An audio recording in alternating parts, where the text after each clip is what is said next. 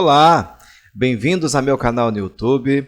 Eu sou o professor Leonardo Saraiva, falando sobre a Constituição Federal de 88, nossa Constituição Cidadã. Chegamos ao artigo 74 e nós vamos falar sobre o controle interno. Lembrando que na aula do artigo 70 nós explicamos que sobre a classificação do controle, especificamente quanto ao posicionamento do órgão controlador, nós temos o controle externo, que é exercido por um ente que não integra a mesma estrutura organizacional do órgão fiscalizado. Na CF, somente o exercido pelo legislativo, ou seja, o poder legislativo também fiscaliza, exerce o controle externo. Além da função legislativa, ele também tem a função fiscalizadora. E o controle interno é o exercido por órgão especializado, porém pertencente à mesma estrutura do fiscalizado. Nós citamos como exemplo a Controladoria Geral da União. E nós vamos ver aqui no artigo 74 o seguinte: os poderes legislativo, executivo e judiciário manterão de forma integrada sistema de controle interno com a finalidade de, inciso 1º, avaliar o cumprimento das metas previstas no plano plurianual, a execução dos programas de governo e dos orçamentos da União.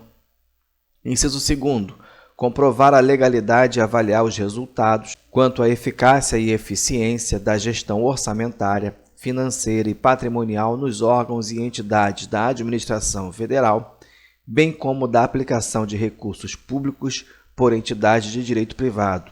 Inciso 3º, exercer o controle das operações de crédito, avais e garantias, bem como dos direitos e haveres da União.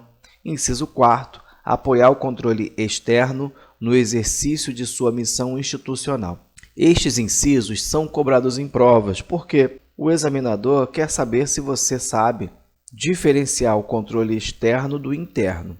Veja que o controle externo é exercido pelo Poder Legislativo, no caso da União, pelo Congresso Nacional, com o apoio do TCU, que nós estamos estudando. O controle interno, ele também é exercido pelo próprio Legislativo, mas também pelo Executivo, pelo Judiciário, e o texto não diz, mas também pelas funções essenciais à Justiça, tá? Tudo isso dentro da sua própria estrutura, de forma integrada.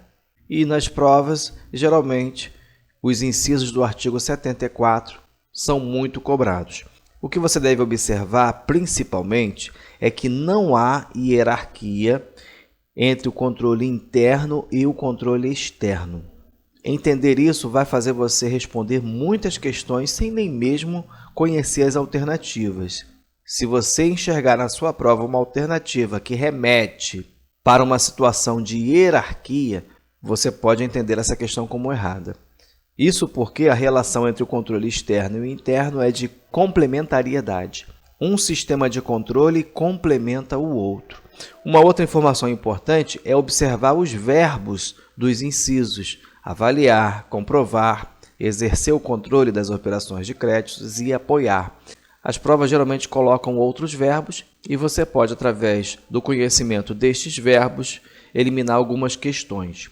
Muito bem, os poderes legislativo, executivo e judiciário manterão de forma integrada sistema de controle interno com a finalidade de, ou seja, os poderes legislativo, executivo e judiciário e também as funções essenciais à Justiça manterão de forma integrada, ou seja, dentro da sua própria estrutura, um sistema de controle interno que tem a finalidade de avaliar o cumprimento das metas previstas no plano plurianual e execução dos programas de governo e dos orçamentos da União.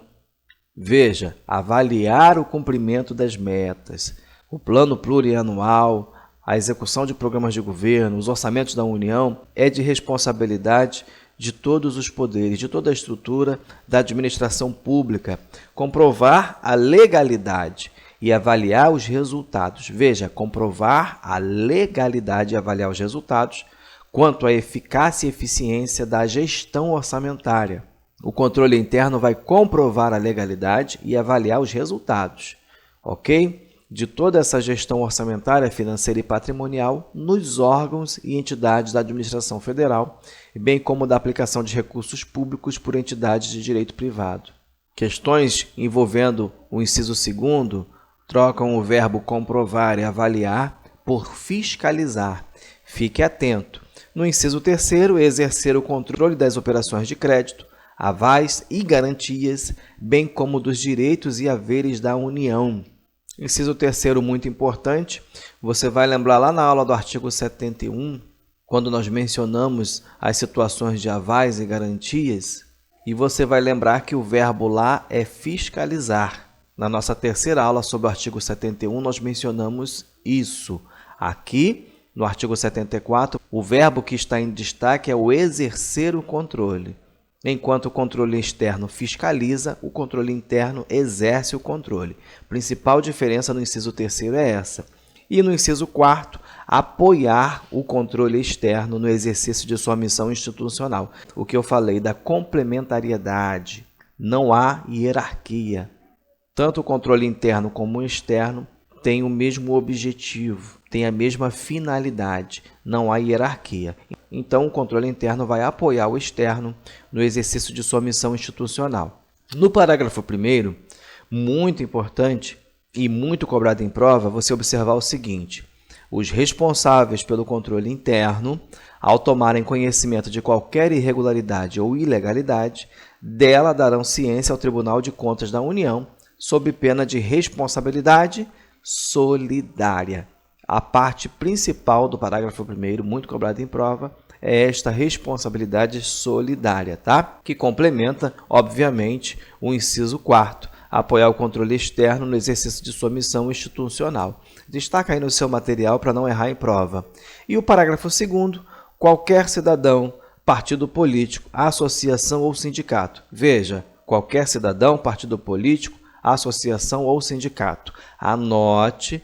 Questões sobre o parágrafo 2º envolve estes legitimados, tá? Muito importante. É parte legítima para, na forma da lei, denunciar irregularidade ou ilegalidade perante o Tribunal de Contas da União. Quando você estudar o direito administrativo, você vai ver que existe também o controle social. E aqui você verifica que qualquer cidadão, partido político, associação ou sindicato também é parte legítima para denunciar irregularidade ou ilegalidade perante o Tribunal de Contas da União. Muito importante fazer esse link com o direito administrativo. Isso nos remete a todo um conteúdo de estudo e eu tenho certeza que acrescenta e muito para o seu conhecimento, para resolver questões de provas, não só da matéria do direito constitucional, para ser utilizado, inclusive, numa questão discursiva que você possa se deparar no seu concurso. Na próxima aula, artigo 75, Tribunais de Contas dos Estados e Distrito Federal. Chegamos ao fim. Se você gostou, curta, compartilhe e se inscreva no canal. E Deus abençoe você.